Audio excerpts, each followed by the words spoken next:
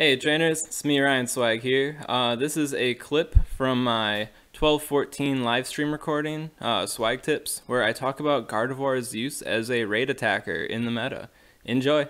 We've got Gen 3 Pokemon to talk about, right?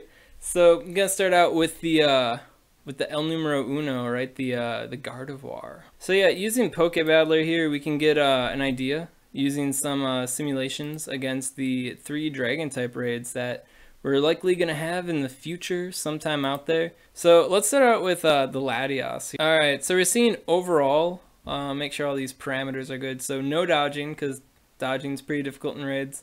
Extreme weather, which means no bonuses. Keep it simple here, you know, and then attacker level's 40 because, I mean, dude, you can wild catch level 35 Pokemon now, so, like, nothing's stopping anyone from being strong in this game. So, yeah, so overall, you know, as predicted in, you know, previous things I've gone over, Tyranitar is rocking it, because Latios and Latios, they're part Psychic type, so, and they got Psychic movesets, so Tyranitar, like, man, anything that's Psychic, Tyranitar just eats for breakfast. So it's like, of course he's rocking it. And then Mewtwo also has that Shadow Ball swag. Dragonite, probably getting a buff here from the non-Dragon movesets, you know. So, and then we got Gardevoir down the line. I mean, there's Latios, but is that really what Latios is going to look like? You know. But yeah, Gardevoir rocking it above Jinx and Articuno. You know, yeah, of course. It's resisting Psychic type attacks. It's resisting the Dragon type attacks. So it definitely has every advantage in this situation. Maybe not as many advantages as Tyranitar does, because he's a monster, but, you know. So yeah, rocking it there. And the main thing that Gardevoir is good at is defending against Dragon type attacks. That's what the whole Fairy immunity type resistance is all about. So if you compare it against like the Dragon type moveset alone, where it's Dragon Breath and Dragon Claw, double Dragon, you know, you see Gardevoir is like really rocking it here, where it's like the overall the best counter to the double Dragon Latios, you know. But when you consider non-Dragon movesets like, we got Zen Headbutt Dragon Claw, you know, Gardevoir is still rocking it, still has really great survivability, a survivability that's on par with Tyranitar, so you're getting a lot more value, kind of an overlooked fact when people look at these overall functions on Pokebattler. You gotta pay attention to that power, because it's like, the time to win, it matters, but like, being able to dish out that damage is also important, you know, so in the face of like Dragonite, who'll do it a bit faster. He does it a lot faster. It's freaking Dragonite, man. You know, it's not as fast, but it can tank the Dragon Claws much better. But when you bring in like Zen Headbutt Thunder, oh, where'd Gardevoir go? She went down here, you know. A lot less swag going on for Gardevoir when Gardevoir is not getting the advantage. Same thing is seen with the Latios raid. Let's see. So yeah, you got double Dragon once again. Gardevoir ruling the scene, you know. But start bringing in like alternative moves like Solar Beam. Gardevoir is nowhere to be seen. So as far as like Gardevoir being this ace in the hole Dragon Slayer, you know, it really is kind of contingent on there being Dragon movesets involved. And I mean, I'll bring up Rayquaza. Looking at the Rayquaza fight. Double Dragon once again. Oh no, oh man. My article, it said that Gardevoir surpasses ice types against dragons, but here's Articuno having some mad swag, you know, like, yeah, it's kind of it's a little bit of a different situation compared to like a flying dragon versus a dragon with a different subtyping.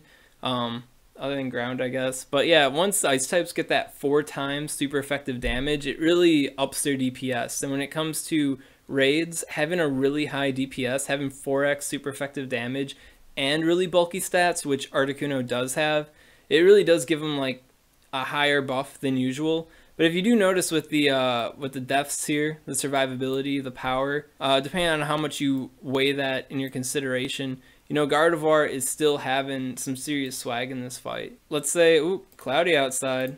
What's going to happen then? Oh, well, we got Gardevoir pulling ahead. And I guess against all movesets in general, Gardevoir does kind of amp up in cloudy weather. I don't know what the forecast is like in your area, but It's basically cloudy all the time by me, but yeah, let's see snowy weather though. Snowy weather. You think the ice types are going to downright dominate everything. But Gardevoir is still playing ball. And when you look at the power, which is how much damage Gardevoir is going to do before Gardevoir faints, it's still like on par with Articuno. Articuno now pulls ahead a bit with 24.6. But Lapras is 22.3. You know, Piloswine 18.6. Cloyster 19.2. And then Gardevoir's got higher power going on, 23.1. So, okay, there's no snow boost. Okay, it's only single super effective damage, not, you know, doubled up super effective damage. But Gardevoir is still playing ball with the big boys, even in the snow, which should make the ice types like crazy better. So I think that's like really what's emphasized when we're talking about Gardevoir as being like this dragon type slayer and stuff like that. But definitely in reference to against dragon type attacks, because overall a little bit lower. Oh, let's see. Dragon. Oh, well. Oh yeah. I guess the ancient power hurts the dragons a little bit. Aerial Ace Air Slash. Where did she go? Oh, she went down here. Oh gosh, Slacking's a little bit better in this situation. Disgusting. But that's not the only swag that Gardevoir has going on. No. Gardevoir also can beat down on fighting type Pokemon. You know, little known fact, fairy types resist fighting type damage, and Gardevoir is also a psychic type, so that gives it another doubled up immunity tier resistance to those fighting type attacks. And I got a graph. So yes, this is some fantasy simulations I did back then, so you can ignore the fairy fast because that's not a thing, and Future Sight's been replaced with psychic. So these were assumptions I made, you know, projections I made before Gen 3 was released to like kind of give a perspective of what we might be seeing. So yeah, the Confusion Dazzling Gleam is what we got, which is the best case scenario against Dynamic Punch Machamp raids. Gardevoir is really rocking it against Dynamic Punch Machamp, like really good. Now, Lugia is still the king, undeniable, you know, huge defensive stats. You know, stab super effective damage. Lugia's got everything going for it against the Dynamic Punch Machamp raid. So, kind of hard for anything to compete with that. But if you don't want to invest rare candy in Lugia, because it's like, why am I going to put all that candy into fighting one thing? You know, so getting a high-level Gardevoir isn't that, you know, difficult. Not even that big of a candy sink now that we've got weather buffing our catches. So... But as you're all probably aware, fairy types, they're weak to steel attacks. So, Heavy Slam Machamp. I got a graph for that one too. If the Machamp has Heavy Slam, then Gardevoir is not doing so hot. Once again, ignore these bottom two. They don't exist. I made this graph a while back, and I didn't feel like making it again. But Confusion Dazzling Gleam is the moveset that we do have, which is the best one. And yeah, so a bit less survivable, but it looks like its survivability is on par with Alakazam. And I think being as good as Alakazam against Heavy Slam Machamp, that's not exactly bad. So overall, I think Gardevoir is a pretty good all-arounder for helping out with Machamp raids. I know Heavy Slam is the one that people have the most trouble with, but, you know, aside from investing in a legendary Pokemon or getting some Dragonites fired up, you know, Gardevoir is still there to help out. And if you employ some dodging, you know, I'm sure she'll help you make it too. So another area where Gardevoir has some swag is against Confusion Focus Blast Mewtwo. Overall, oh man, I don't see Gardevoir. Oh, down here, what you doing? Well, what we're looking at is the one situation where you don't use Tyranitar for everything, right? And that's Focus Blast. And against Focus Blast, Gardevoir is rocking it, you know? I didn't even think about this before, like the possibility of it being used this way. Somebody posted about it on Reddit, and I was like, oh yeah, that's right. That might be helpful, and it is. So yeah, Shadow Ball is a move Gardevoir has, helps it fight against Psychic-type Pokemon. And oh look, Focus Blast, that lovely, wonderful move that decimates Tyranitar, but Gardevoir is getting that resistant. Also resists Confusion as well. So yeah, not as tanky as Lugia or Mewtwo are in this situation, but that time to win is a bit higher than Lugia, you know, and I tend to like not really pay attention to Mewtwo in a lot of situations, especially in a raid against Mewtwo, because a lot of people that are fighting Mewtwo don't have a Mewtwo. So it's like, yeah, Shadow Ball Mewtwo is great here if you got it, you know. So yeah, so I'd say it draws a pretty good parallel with Lugia, where it's like it's faster but a little bit more frail, you know, but definitely helpful in this situation. If you consider Psycho Cut with Focus Blast, then you got Gengar really ruling this school.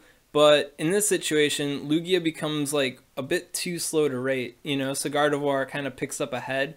So I think as like an all-arounder, if you want like some alt Pokemon prepared for the situation where you get Focus Blast Mewtwo, if you ever get an EX pass. But yeah, so it's some areas Gardevoir has some swag. Oh, look at that beauty. Oh, so shy. Now, one thing I didn't really go over in the stream recording was Gardevoir's use as a gym defender.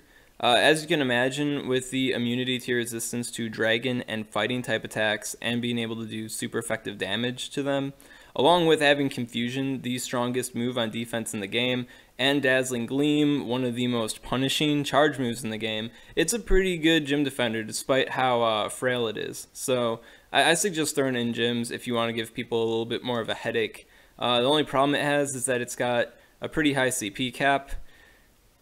Gym defense, right? So you might be better off using a Clefable or a Azumarill to throw people off with a fairy type Pokemon. But hey, up to you. I mean, once I get a Gardevoir, I'm going to show it off in gyms, you know, no doubt. So yeah.